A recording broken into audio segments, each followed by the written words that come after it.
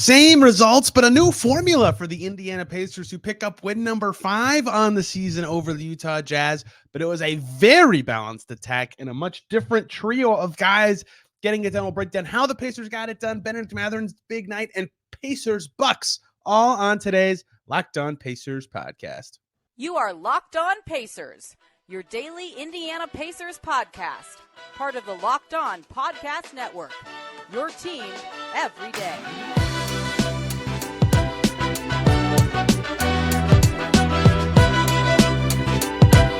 Happy Thursday, everybody, and welcome into another edition of the Locked On Pacers podcast, where we, of course, talk about the Indiana Pacers. As always, my name's Tony East. I cover the team for Forbes and SI, and today I'm not as stuffy. My voice is back. The Pacers beat another team by double digits, and we're going to talk about it. Pacers crush the Jazz. Big fourth quarter to get it done.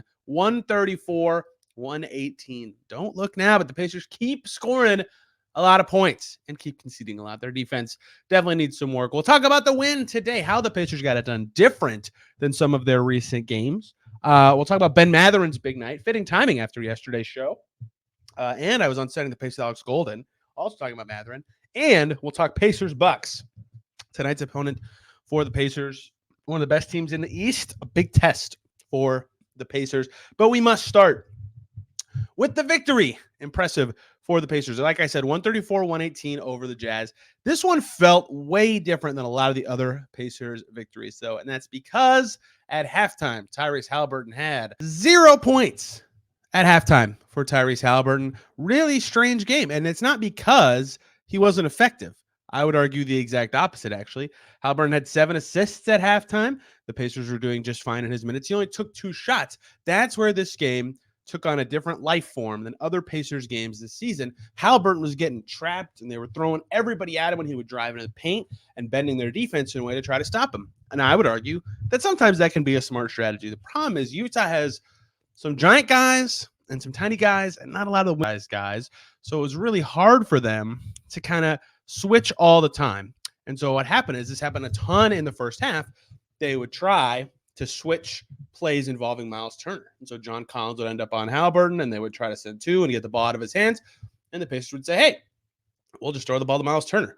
And so in the first half, while Haliburton can't get going because he's being swarmed, Myles Turner makes 7 of his 10 shots and gets fouled 8 times, or he gets fouled 4 times, I suppose, and gets to the line 8 times and has 20 points in the first half, right? He was awesome to open this game. Paired it with 4 rebounds, 2 of them on the offensive glass, right? He was so good at punishing those switches, and Obi Toppin was doing a good job when he had the switch too of moving the ball and just continue to be a strong offensive player, that even though the Jazz were throwing a new game plan at Haliburton that we've seen for most of this season, the Pacers were still able to carve it up and score enough. They scored 67, in the first half. They had 61 for a while, and then Nembhard had a nice close. 67 first half points, even though Haliburton did not score a single point. And that's where this game sort of diverted to me from your typical Pacers game. I've talked a lot about, and it's been a big topic among this people talking about this team, is like, who's going to be the guy that can be the number 2? Does it actually matter? My argument has been it doesn't matter who specifically it is, as long as it's someone. Well, in this game, it was 3 someones, right? 3 guys were actually the leaders for the Pacers offensively, and they weren't really Haliburton. Now, Haliburton was the reason that those guys could be the 3. The attention he was getting, the way that he was still initiating stuff was the reason the other 3 guys could have big games. But Turner was one of them, right? In the first half, he had those 20 points. He only finished with 22. The Jazz really adjusted to what Myles was doing. He only took 2 shots in the second half, right? They clearly were like, okay, this isn't working. Let's do something else. But they let Haliburton do his thing. Haliburton takes 10 shots in the second half and scores 16 points and has a brilliant game. He had 16, 13, and 6 after a silent first half. And I mean silent, not like bad. I mean silent, like silent in terms of Haliburton highlights or big, flashy plays. So that was really a fantastic bit of work by the Pacers, who have become a very solid team at adjusting, right? That's something I've talked about as a strength of theirs. And you can really see that when they have, poor starts and then better second quarters, great third quarter, they ramp it up because they're good at reading the game and adjusting to what's needed. Haliburton's very good at that himself. You saw that in this game. Turner and Haliburton's inverted stat lines would be the face of it to me. But the other 2 guys who stepped up and did well and were able to kind of find the cracks in the Jazz schemes were Aaron Nesmith and Ben Mathurin. Nesmith, 24 points quietly. He kind of spread them all out, right? It didn't feel like he had any big outbursts or anything like that. In fact, he had exactly 12 in both halves, which is exactly the best way to do something like that, right? Like 6 points in a quarter doesn't sound like a crazy game, right? But 24 points in a game sounds like a nice scoring outing, right? Especially for someone like Nesmith. And so he just would get a bucket here, get a bucket there, make a play happen, get to the foul line here, and slowly but surely over the course of the game, that became very valuable. 9 of 13 for Nesmith. He hit 4 threes. His defense was once again invaluable, plus 14 for Aaron Nesmith. And against a team like the Jazz, whose wing-sized players are few and far between in their current iteration, that is a good kind of matchup for him, right? They're starting 5 for the Jazz today. They mixed things up. I guess I should have contextualized that earlier. Walker Kessler was out for them. So they started Markin at the 5, although I guess I would argue John Collins was the 5. They started John Collins at the 5, Markin at the 4, Ochagbaji at the 3, Jordan Clarkson at the 2, and Keontae George at the 1. And then their bench. So first of all, Clarkson and George are guards. Abaji is kind of a wing. And then Collins and Markin are definitely bigs. Olynyk was off the bench. He played a lot. He's a big. Colin Sexton and Horton Tucker played a lot off the bench. They're guards. Simone Fontecchio is wing-ish, although I'd call him more big. And Chris Dunn's certainly a guard. They don't have a lot of that tweener size, right? They're kind of reminiscent of past Pacers teams in that way. So that really allowed Aaron Nesmith to either have like a strength and size advantage over his matchup, or he had a lot of really powerful drives in this game. Or he could space against the slower guy, and they switched, and the Jazz were switching a lot.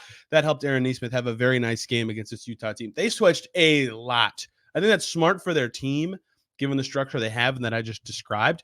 But the Pacers did a good job punishing it, right? Especially when the bench. Buddy Hield had a really, really off night, like couldn't make anything off night. And the rest of the bench was still an overwhelming positive because they were keeping the ball moving and defending pretty well. The Nembhard plus Nesmith minutes continue to be fantastic for the offense. Mathurin was the other guy who stepped up in the scoring department. I'm not going to talk about him right this second because the whole second segment is going to be about his game, which Carlisle coined the best game of Mathurin's 2-year career. But the other two guys that deserve a shout here as being important for kind of cracking the Jazz code. Andrew Nembhard, who had a lot of very steady shots in this game. That little push shot he has from just inside the elbow was falling. In fact, all of his shots were falling. He did not miss in this game. 4 for 4 from the field. 7 assists, 0 turnovers. That is a textbook backup point guard game for Andrew Nembhard. He moved the ball well. He was awesome on defense in this game, I thought. He had a really, really good game. And Jalen Smith continues to be very impactful. Jalen Smith plays more minutes than Myles Turner. Not that it really matters. There's a back-to-back. I think that played a part in this. And Jalen Smith played fantastic basketball in this game. So active on defense, making his shots. When he has 16 points and doesn't even attempt a 3, that tells you a lot about how Jalen Smith was attacking the defense. He was getting to his spots inside. He was able to finish. He also, like Turner, benefited from the switching, where he's like, oh, there's a small guy on me. I'm going to punish this. Pacers went inside of those in those moments, and they had that advantage. And it was smart to do that, right? Smith also 2 steals and a block. So the bench, besides Buddy Hield, who had an off shooting night, he got open for 12 threes. There were a couple forced ones. He got open for like 9 or 10 threes. So like that's good, but he didn't make them. Either way, the bench was awesome in this game. That's been a theme for the Pacers in a lot of their wins. The Halliburton-Turner connection flip-flopped in positive ways. Bruce Brown was a huge energy guy in the second half. Obi Toppin did his thing. Whole team effort in the win. And Mathurin was the one who put it all together. We're going to talk a ton about Ben Mathurin in this second segment for the second day in a row. But the highlight stat to me for the Pacers to kind of illustrate what the Jazz were trying to do that wasn't working, 74 points in the paint for the Pacers today. They could drive to the basket and score when they wanted. They could throw it into the switches and score when they wanted. So even though the Pacers struggled to defend and this game was kind of more of a back and forth game than it probably should have been, the Jazz were up 10 in the first quarter and took a lead in every quarter of the game. The Pacers really put it away down the stretch, showed they were the more superior team, and got it done. 5-3 now are the Pacers. Had they found a way to close out the Hornets, they'd be sitting 6-2. A pretty solid start for this Pacers team with some tough opponents coming up. We'll talk about those opponents in the third segment. Now, though, we have to talk about the night Ben Mathurin just had, which, again, Rick Carlisle just coined the best game of Ben Mathurin's career. Before we talk about that, though, we're going to talk about eBay Motors for a little bit here. eBay Motors, our partners, have teamed up with Locked On Fantasy Basketball host Josh Lloyd, one of the best on the network here, to bring you some of the best fantasy picks each week all season long. Whether you're preparing for a daily draft or scouting the waiver wire, every week we're going to provide you players who are guaranteed to fit on your roster. So let's see who Josh has picked out for this week's eBay's Guaranteed Fit Fantasy Picks of the Week. One guy I would like to highlight because he had a good week playing against the Pacers is Brandon Miller. Obviously, he had the infamous play running through Aaron Nesmith, and that led to a technical foul and led to much chagrin from Pacers fans on the internet. But Miller played a solid game, and he's having a solid start for the Charlotte Hornets. He should be starting for the rest of the week for them, while Terry Rozier, who got hurt against the Pacers, recovers from his groin injury. Brandon Miller becomes much more interesting for fantasy teams. Josh Lloyd from Locked On Fantasy Basketball is going to help you win your fantasy championship, and eBay Motors knows a championship team is about each player being a perfect fit. Same with your vehicle. You've got to check it out. Think about your dream ride or a memory of a car you loved, or even, do you remember a time when you had to fix the car to keep it running? I've had to do that many times myself. In fact, I probably need a tire rotation right now. Not that that's something I need to keep it running, but that's something I need. With over 122 million parts for your number one ride or die, you can make sure your ride stays running smoothly. Brake kits, LED headlights, roof rack, bumpers, whatever your baby needs, eBay Motors has it. And with eBay's Guaranteed Fit, it's guaranteed to fit your ride the first time, every time, or your money back. Plus, at these prices, you're burning rubber, not cash. Keep your ride or die alive at ebaymotors.com. eBay Guaranteed Fit, only available to U.S. customers. Eligible items only. Exclusions apply. Thank you, as always, for making Locked On Pacers your first listen today and every single day. For your second listen, jump on over to Locked On Jazz. First of all, the boss man's there, David Locke, covering the Utah Jazz for Locked On Jazz and as their radio voice. And second of all, hear the opponent's perspective. Jazz not off to the start they probably wanted this season. Only 2 wins for Utah. They still have some threatening pieces. I thought they'd be much better this year, as those of you who listen to my season prediction show know. So I'm a little surprised, but they have been banged up a little bit. Jordan Clarkson has not played as good as I thought he might. And it doesn't matter what I think. I am dumb and wrong a lot of the time. What I was not wrong about was Ben Mathurin. Talking about him yesterday.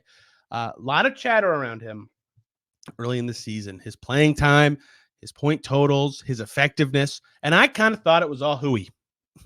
In fact, if you listen to yesterday's show with Muiz Osfar, we talked about it, right? And I said, I think what's happening, because before this game tonight, which again, we will talk about in great detail in just a moment, Mathurin was shooting just over 40% from the field, very poorly from deep. In fact, Basketball Reference doesn't update until tomorrow. Before tonight, Mathurin was shooting 40.6% from the field, 22.7% from deep, 11 points a game.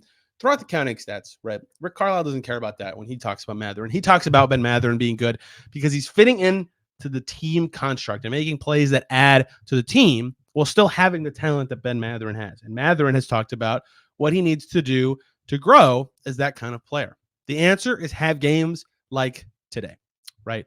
So in the end, Mathurin finishes with 22 points on 18 shots, 9 rebounds, 4 assists, and 2 steals. He made 4 of his 7 threes. He had 5 offensive rebounds. It was making plays around the basket. The 4 assists is a key number for him, and he defended on the ball pretty well, and that all led to a plus 18 team high.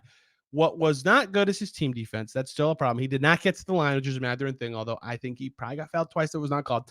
Doesn't matter what I think about fouls. What matters is this is the kind of game the Pacers want him to play, right? He is finding his ways to score within the offense. His 7 threes were 2 of them were off the dribble. I think he hadn't made an off the dribble 3 all season before this game.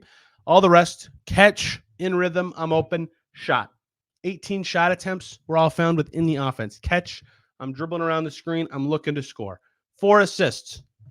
What he's really gotten better at for assists to me is, especially in a game like this, you saw it.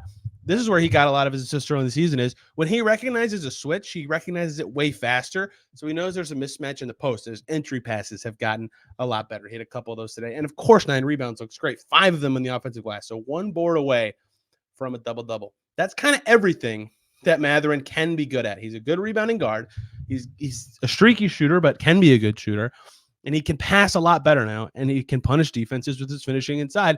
I never would have expected Mathurin's first 20-point game this season to come on a night where he did not attempt a free throw.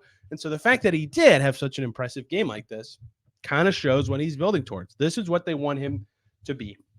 And if you listen to yesterday's show, what we talked about with him is what's going to happen, or what the Pacers hope happens, and I think they're trending towards this being reality, is what Mathurin was last year and what they need him to be this year are going to merge slowly. It's a big shift, right?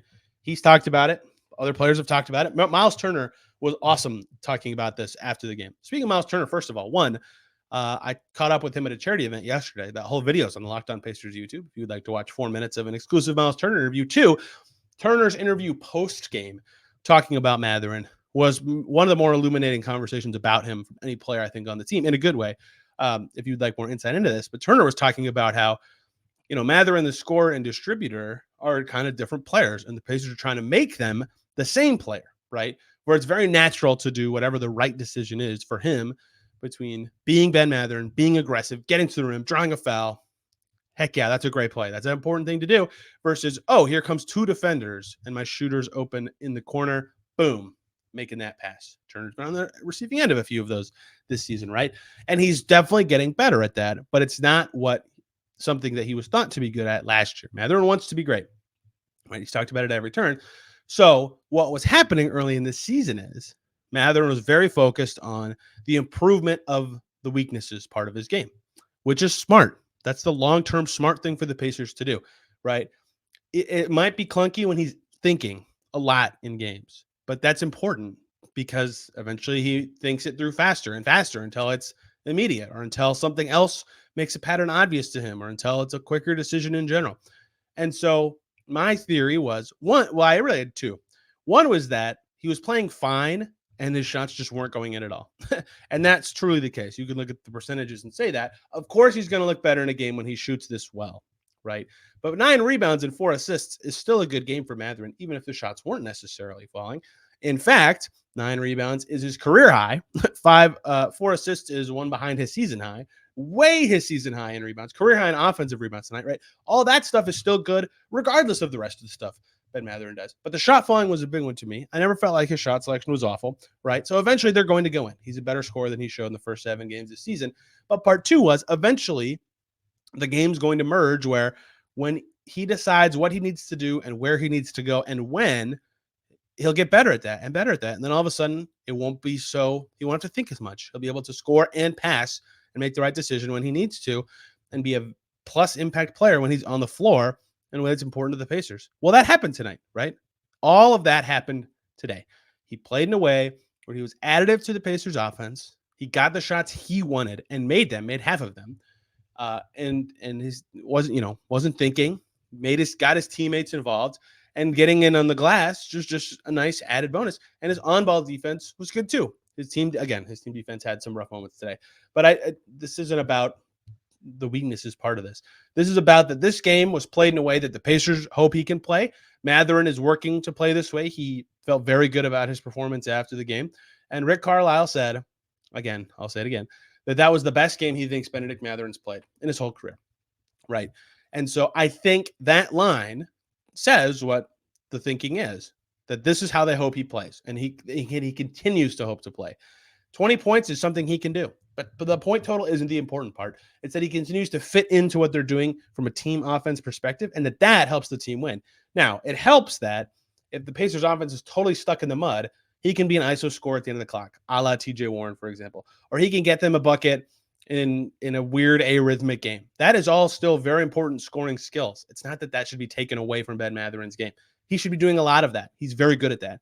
He just also needs to be doing a lot of stuff he did in this game to stay on the floor and to make the Pacers the best they can possibly be this year and beyond. So you get 2 straight days of Ben Mathurin, long segments, but well-deserved, both for the buzz about the start of his season, which I thought was totally overblown, as I said yesterday. I thought he was doing exactly what they wanted in a good way, even though the shots weren't going in.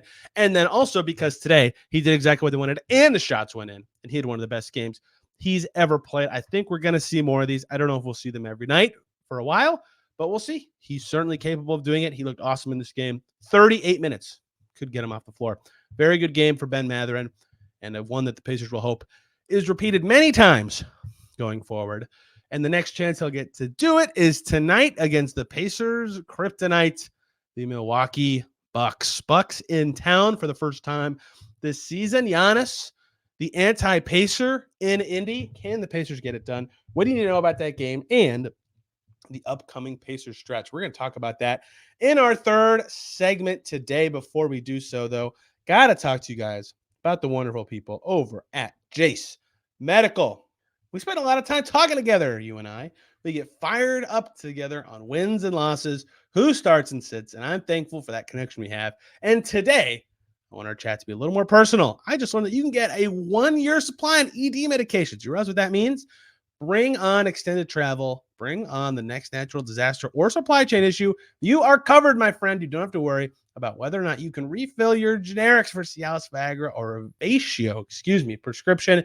And this is possible because of our friends at Jase Medical. Go online right now at jasemedical.com to receive your 12-month supply on your daily medication. Remember to use the promo code LOCKEDON at checkout for a discount as well. A verified customer said this about Jase: I'm thankful for the service. Supply chain issues caused me to cut pills in half to have it. I ordered most of my daily meds with a year supply. I also ordered an antibiotic kit. I feel secure now. Prices are lower than local pharmacies. I highly recommend this for everyone. If you or someone you love would get some peace of mind by having a year supply of any daily med, go to jasemedical.com to see if it's offered for you. Remember, use the promo code LOCKEDON for $20 off your purchase at jasemedical.com. Code LOCKEDON, $20 off. Thank you, as always, for making Locked On Pacers your first listen today and every single day for your second listen. Check out Locked On Clippers. Loss again in the James Harden era. 0-2. Pacers will take that as the potential owners of the Clippers' first-round pick next season. We will continue to monitor how the Clippers and the Thunder and the Rockets, who look kind of good, and the Jazz, who the Pacers just beat, are doing this season. Pacers, Bucks tonight. Bucks just played a back-to-back up in Detroit. Giannis gets ejected, so his minutes weren't super high. Bucks win by 2. We'll see if Giannis plays on a back-to-back. They will be in Indy again this season. Dame with 34. Giannis gets ejected for a terrible taunting penalty. I know you don't care about my opinion on why Giannis got ejected or what's going on there. This game is a big test for the Pacers. In fact, the reason that I felt like this Jazz game was a little important, and that Hornets game, if they could have it back, is the Pacers' upcoming games. They next play the Bucks, obviously, tonight, and then they go to Philly for a regular season game against the top of the East. Philly beat Boston tonight, and then they play the Sixers again in an in-season tournament game. And then they go to Atlanta, or then they come home for the Magic, an easier one. Then they go to Atlanta, who's good, Toronto, who's playing well. They've got some tougher games coming up. There's some winnable ones in there, but their next 3 are Milwaukee, at Philly, at Philly. Pacers currently sit 5-3. Big tests, right, for the Pacers, and this could be a time for them to show that they are good, right? Beating the Cavs twice is great, especially once with the Cavs fully healthy. Jared Allen, Evan Mobley, Darius Garland, Donovan Mitchell all played. Pacers beat that team, right? They've already beaten a good enough team to show that, like, yeah, maybe they've had some easier teams, but they beat the teams in front of them. That's good. And last year, they weren't always winning those games. So I think this next 3-game stretch, like I said, Milwaukee, 2 Phillies, is going to be a chance for the Pacers to kind of show, hey, even if they maybe lose all 3, if they're competitive in them, that they are onto something and that they are a legitimately good team. They did play a good team, like an elite team in Boston. Tyrese Haliburton didn't play, but they got blasted, and they would have lost by 30 probably, even if Haliburton did play, given how they did play. So I would say that they have not passed these tests so far, but it's also easy to shrug and say, hey, they didn't have their star player. That would have changed the game significantly. So we'll learn a lot, I think, from these next 3 Pacers games, which starts tonight with the Bucks, who are not playing well to me this season, and they're 5-2. That says a lot about their talent level, that they can do that. That they can stumble and look weird and clunky and not playing how everybody thought they might and still be this good. The reason, one, is that Dame is better than people gave him credit for, right? Entering tonight, he wasn't even shooting that well from the field. 34 in a win when they needed it most. Giannis, who also isn't playing that well, had 15 in very few minutes and is averaging 26 points a game. And I don't mean not playing that well like they're not good. I mean playing up to their standards. They switched their defensive scheme, so Brook Lopez is altered, I guess is more accurate. So Brook Lopez is playing more his way. That's going well. Jay Crowder has earned starting minutes for them. He can't miss, right? They have figured stuff out in a way that makes them very threatening. Dame changes everything for that team. The Pacers had no answers for Giannis before. They still don't. In fact, someone tweeted at me and said, who do you think guards Giannis tomorrow? And my first thought was, probably Myles Turner. And then I thought about Obi on Brook Lopez, and that's probably just as bad as it would have been to put Obi on Zach Collins. and they put Obi on Wemby on Monday, but Wembanyama is much thinner than Giannis, and it is at least a little bit bullyable in a way that Giannis isn't. Giannis could go through anybody. This is not an indictment on Obi. So I think they'll probably start topping on him. I don't know how well that's going to go. I don't know how many good answers the Pacers have. Their best option is probably the 7-inch height disadvantage that Aaron Nesmith's going to have. He can just use his low center of gravity and strength to be a little bit of a pest, but I don't know that they have a good answer. Jarris Walker someday, but not today, not these days. So Jalen Smith maybe at times, but again, if Brook Lopez is in there, that's tough. Maybe you see Smith plus Turner in this game if that's what it takes, because they don't have a good answer. This is not an indictment on the Pacers roster. No one has a good answer for Giannis. It is a commentary on what he is and the struggles he's going to present the Pacers. And we're going to learn a lot about the new era of the Pacers and what they hope to do to slow him down. Sabonis was kind of a decent answer in the past. Dad Young was, but they've never really had one. They've beaten Giannis once since 2018. And it was last season, and they shot the ball crazy well. And maybe they can do that again. But he has been a very, very tough matchup for them. Now, also last year, what happened? They played the Bucks kind of tough for a game that Drew Holiday went for 50. He defended like crazy. He scored a bunch of points. There were stories after the game about how good of a mentor he could be for Andrew Nembhard because he was fantastic on both ends of that game. And he's not on the Bucks anymore. It is now Damian Lillard, who is a better offensive player and a worse defensive player. So what does that mean? Well, it gives Tyrese Haliburton more chances to keep the Pacers in it with the Bucks, right? Assuming he's guarded by Dame. Perhaps it goes differently. Chris Middleton didn't play for the Bucks tonight against the Pistons. But if it lets Haliburton have an easier time, that's a win. That gives the Pacers a chance to create some offense and have a chance in this game. But it also means whoever guards him, presumably Bruce Brown, is going to be very taxed on the end of the floor. Dame is unbelievable. He has range 40 feet and in, basically. You got to be picking him up. So that makes life easier for Giannis. That makes life easier. There's a reason Jay Crowder can't miss. So they're a really tough team, this Bucks team, and I think we'll learn a little bit about the Pacers and how they can do against them tonight. Bucks currently, keynotes, take a bunch of threes, 8th in the league, lead the league in free throw attempts. So they're going to try to get to the rim and draw fouls, and they're going to shoot from far away, and it's going to go well. And they don't pass a lot. They're low in assists this season. So I think what they're going to do is they're going to get the matchup they want with the Pacers via switching, and they're going to attack it. And if that's what's going to happen, the Pacers have to be sharp with their help defense. They've got to get rebounds when they cause misses, and they cannot miss assignments in pick and roll defense, or they're just going to get ISO'd to death by a team with stars. It's going to be tough. I think the key guys are going to be the stars for the Pacers. I think Haliburton's going to be good, and I think they're going to need at least 2 guys to step up on the defensive end if they're going to win. We will see who plays for the Bucks. It is a back-to-back. I don't know how many they've had this season. It's not even a far travel back-to-back. The Detroit to Indiana flight is less than an hour, so we'll see if it even matters there. And we'll have coverage of this game tonight for you listening. Here on Locked On Pacers, breaking it all down, seeing how it goes, how it went, and if needed, more breakdowns on another player. Bennedict Mathurin getting the eyes of Locked On Pacers today. Hope you guys really enjoyed today's show. I sure did. It was a fun game. Pacers looking good, and this team has been fun to talk about. We've learned a lot about this team in only 8 games. We're almost at 10. Can you believe it? And tomorrow wraps up 5 home games in 7 days. They are coming fast, these games. It is unreal. And then next week, they play 2 games in the next 8 days. So it'll slow down quite a bit. But we'll have coverage of all of it here on the Locked On Pacers podcast. I am on Twitter at Tony R. East if I said something dumb. And this podcast is at Locked On Pacers. If you're watching on YouTube, thank you. Comment down below about Ben Mathurin, what you thought of his game. Was it his best ever game? That's quite the take from Carlisle. Also, you can listen to Pacers Bucks tonight on the Sirius XM radio app. You should give that a shot. Thank you guys a ton for listening today. Have a good one. We'll see you soon.